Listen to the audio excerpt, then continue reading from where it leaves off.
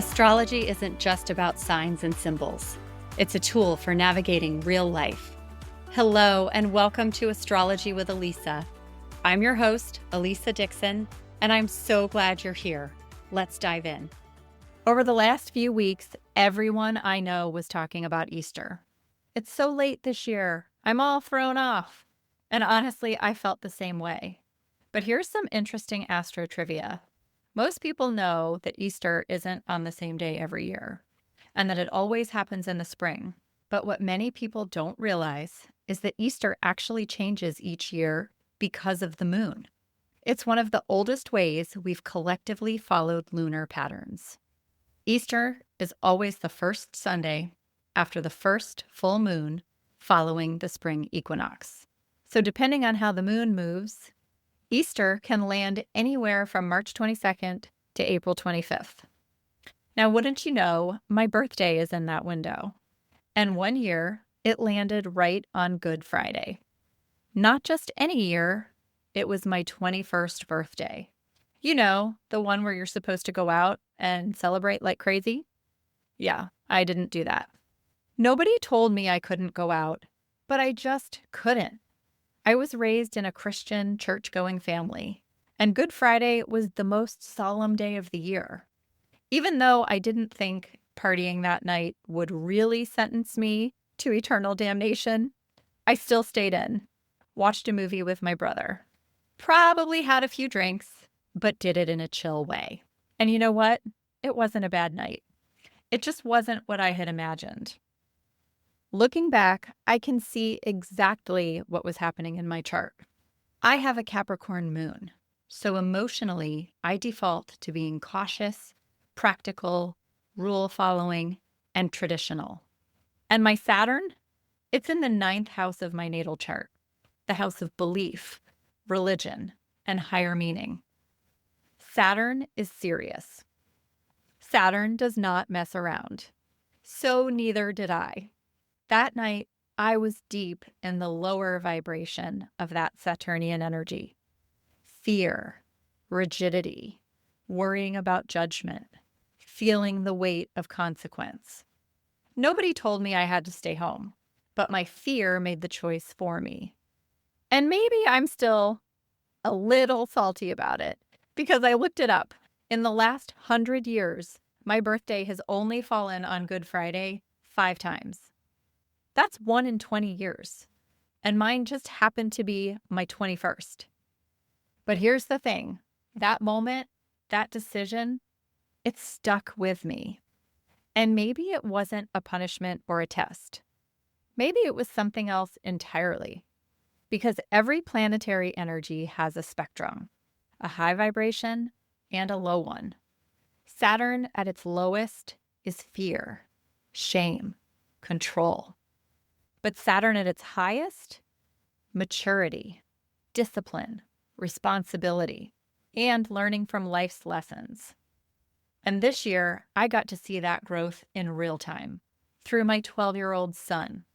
Last week on Good Friday, Will spent the entire day at Kings Island, our local amusement park. He was there from open to close, riding roller coasters, laughing with friends, living his absolute best life. And the day before, when he had asked if he could go, I paused. I knew it was Good Friday. But this time, I didn't say no. And I was so glad I didn't. Because in his world, that joy-filled Friday probably felt like his version of turning 21. And the difference? I didn't guilt him. I didn't stop him.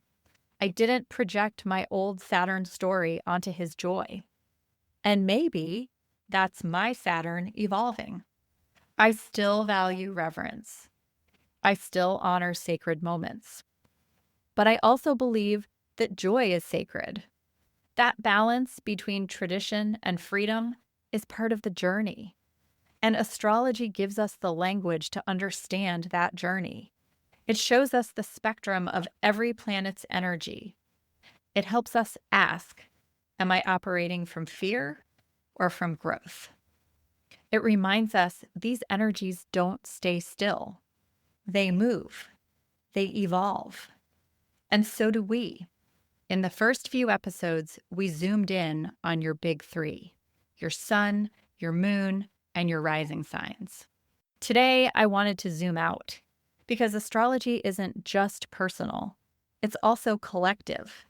It's about what's happening in the sky right now and how that stirs things up down here.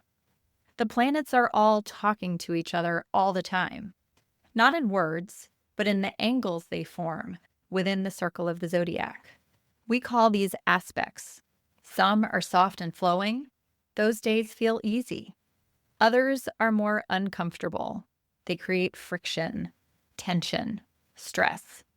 That's ultimately geared towards growth, although they don't always feel good in the moment. But if you're paying attention, or if you have an astrologer like me to pay attention for you, astrology gives us a heads up, a chance to notice and prepare, to choose how we respond. And that brings me back to the story I just shared, because it's kind of wild. Right before my 21st birthday, the universe handed me a choice: go out or stay in. And now, more than 20 years later, it circled back. Same day, similar setup. Only this time, it wasn't about me. It was about my son. And I got to choose again. Let him go have fun or not. That's the thing. We always have a choice. So if you ever feel unsure about a choice you made, was it right? Was it wrong? Should I have done things differently? The good news is you're likely to get another chance. And hopefully, by the time that comes around, you've grown. Because that's what this is really all about. Not perfection, but evolution. To keep learning, to respond from a wiser place. This is astrology in action. It's about patterns, moments that echo back, not to punish us, but to offer another chance, to respond with more awareness, to rise a little higher. And speaking of rising above, right now we're entering a stretch of energy that might not feel very easy. Because in just a few days, we've got a powerful planetary standoff coming. Mars opposite Pluto. This is intense energy. And if you've been feeling a little more reactive, edgy, or quick to snap, you are not imagining it. Mars is about drive, action, and how we go after what we want. Pluto is about power, depth, transformation, the deeper, darker stuff. And when these two planets face off, it can stir up tension, pressure, power struggles, especially in close relationships or wherever these energies hit your chart. This opposition becomes exact on April 26th at 3 degrees of Leo and Aquarius. So if you know your chart, look to where 3 degrees of Leo and Aquarius fall.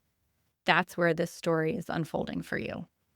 For me, this energy is lighting up my 1st and 7th houses, the house of self and the house of partnership. For me, it's been showing up in one-on-one relationships, like between me and my husband. The last time Mars and Pluto opposed each other was around Halloween and again right around New Year's Eve. Thankfully, this is the final round, for now. Looking back, I can definitely feel the pattern. Let's just say New Year's Eve wasn't exactly our most harmonious day. But here's what's different now. I know it's coming. And that awareness changes everything. In fact, just last Friday, which was the day Mars moved from Cancer into Leo, I felt it immediately. Sometimes you really can feel the shift, the moment a planet changes signs. That day, I was irritated by things at work that normally wouldn't faze me. Emails rubbed me the wrong way, and I felt myself getting worked up. Luckily, a friend called me at just the right moment. Thank you, Chantel, if you're listening, for saving me from sending a Friday afternoon email that was much better saved for Monday.